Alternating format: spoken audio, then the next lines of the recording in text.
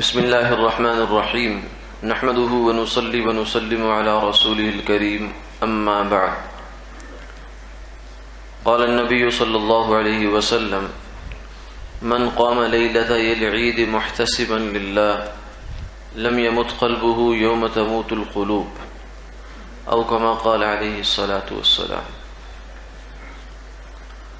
حضور نبی کریم صلی اللہ علیہ وسلم نے ارشاد فرمایا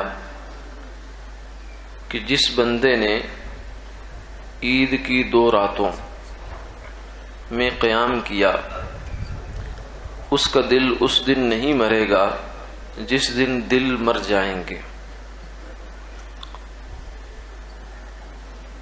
عید کی 2 راتوں سے مراد ایک عید الفطر ہے اور ایک عید الاضحیٰ، قربانی والی عید، اور ایک یہ رمضان المبارک والی عید۔ ان دونوں کی راتیں، جیسے یہ دن بہت فضیلت والے ہیں، عید کے دن میں بھی اللہ کی رحمت جوش میں ہوتی ہے، لوگوں کی بکثرت مغفرت ہوتی ہے، فرشتے بشارت دیتے ہیں آ کر، تو ان کی جو راتیں ہیں یہ بھی اللہ کے ہاں بڑے مقام کے حامل ہیں۔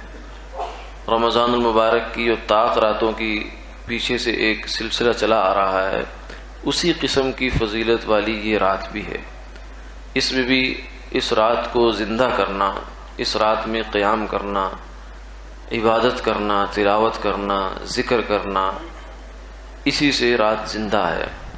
تو جو شخص اس کو زندہ کرتا ہے، فرمایا کہ اس کا دل قیامت والے دن اللہ زندہ رکھیں گے، یعنی جب کہ باقی لوگوں کے دل مر رہے ہوں گے اور وہ پریشانی کے عالم میں ہوں گے، گھبراہٹ کے عالم میں ہوں گے، یہ آدمی اس وقت میں تر و تازہ ہوگا۔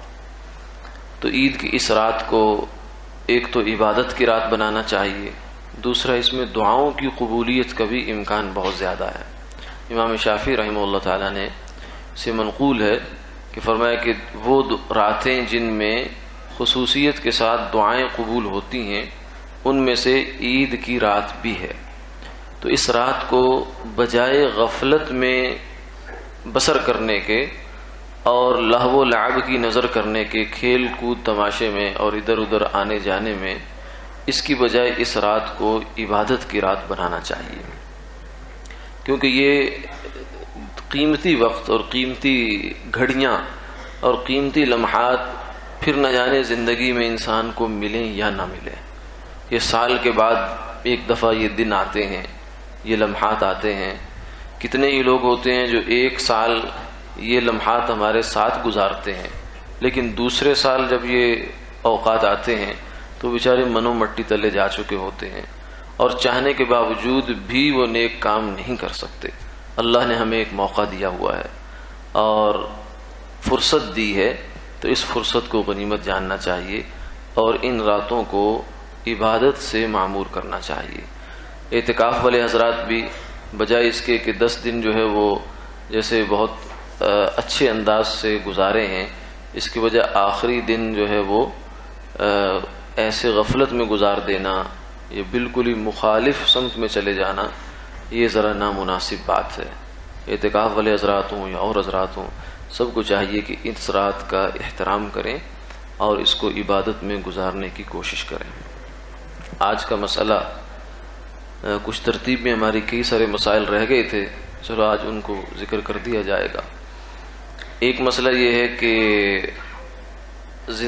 زندگی میں بعض دفعہ، یا ہمارے قانون میں بھی شاید اس کا کچھ گنجائش ہے، کہ والد اپنی اولاد کو یا اولاد میں سے کسی کو عاق کر دیتا ہے، یعنی وہ کہتا ہے کہ یہ میری اولاد یا میرا بیٹا نافرمان ہے، میں اس کو اپنی جائیداد سے محروم کرتا ہوں، اور کچھ لکھ کر بھی اس کا شاید دے دیتا ہے، کوئی اعلان بھی کر دیتا ہے۔ تو ایسا کرنے کے باوجود شریعت کے قانون میں وہ اولاد جائیداد سے محروم نہیں ہوتی۔ اس عاق کے کرنے کا کوئی فائدہ نہیں ہے، بلکہ ایک غلط کام کی کوشش کا گناہ ہو سکتا ہے، یعنی ایسا کام جو شریعت میں نہیں ہونا اور ناپسندیدہ ہے کہ کسی وارث کی میراث کو کاٹا جائے، اس کو محروم کرنے کی کوشش کی جائے، اس کی بجائے جو ہے وہ ناپسندیدہ کام کرنے پر جو گناہ ہو سکتا ہے اس میں، لیکن یہ شریعت کی نظر میں کوئی درست اقدام نہیں ہے، نہ اس کا کوئی فائدہ ہوگا. وہ جس وارث کو محروم کیا گیا ہے وہ بھی دوسرے ورثاء کے ساتھ شریک ہوگا. دوسرا مسئلہ یہ ہے کہ نماز کی حالت میں آنکھیں بند کرنا، اس کا کیا حکم ہے؟ تو حدیث پاک میں اس عمل سے منع فرمایا گیا ہے کہ نماز کی حالت میں آنکھیں بند نہ کی جائیں. لیکن یہ جو ممانعت ہے یہ کراہت تنزیہی کے درجے میں، یعنی بالکل ممانعت کا آخری درجہ، جس کے بعد آگے پھر جائز ہوتا ہے. پہلے حرام ہوتا ہے، پھر مکروہ تحریمی ہوتا ہے، پھر آخر میں مکروہ تنزیہی ہے. تو اس لیے عام حالات میں بلا ضرورت آنکھیں بند نہیں کرنی چاہیے. ہاں کوئی مجبوری ہو، جیسے حفاظ ہوتے ہیں بعض دفعہ، ان کی ایک عادت بنی ہوتی ہے کہ جب تک وہ اپنے ذہن میں نقشہ نہیں لاتے قرآن پاک کے صفحات کا تو ان کے لیے پڑھنا مشکل ہوتا ہے. تو چلو وہ ایک عذر کی حالت ہے، لیکن عام حالات میں عام نمازی جو ہے وہ آنکھیں بند نہ کرنے کی کوشش فرمائے، کہ کوشش رہے کہ آنکھیں بند نہ ہوں. بسا اوقات ذہن میں خیال یہ آتا ہے کہ آنکھیں بند کرنے سے نماز میں خشوع اور خضوع حاصل ہوتا ہے. یہ درست خیال نہیں ہے، بلکہ آنکھیں بند کرنے سے بسا اوقات آدمی بہت دور نکل جاتا ہے. اگر آنکھیں کھلی ہوں گی تو کم سے کم اسے یہ یاد رہے گا کہ میں نماز میں ہوں، لیکن اگر آنکھیں بند ہوں گی تو بعض دفعہ آدمی نماز سے بھی کہیں آگے سے آگے نکل جاتا ہے. تیسرا مسئلہ یہ ہے کہ نماز میں جو قراءت کی ضروری مقدار ہے، فرض اور واجب مقدار ہے، وہ کتنی ہے؟ سورہ فاتحہ تو پڑھنی واجب ہوتی ہے، اس کے بعد آگے کتنا قرآن پاک کا حصہ پڑھا جائے کہ جس سے نماز درست ہو جاتی ہے؟ تو اس کے لیے قرآن پاک کی کوئی سی 3 چھوٹی آیات اگر پڑھ لی جائیں تو اس سے نماز درست ہو جاتی ہے. جیسے مثلا الرحمن ایک آیت ہے، علم القرآن دوسری ہے، خلق الانسان تیسری آیت ہے.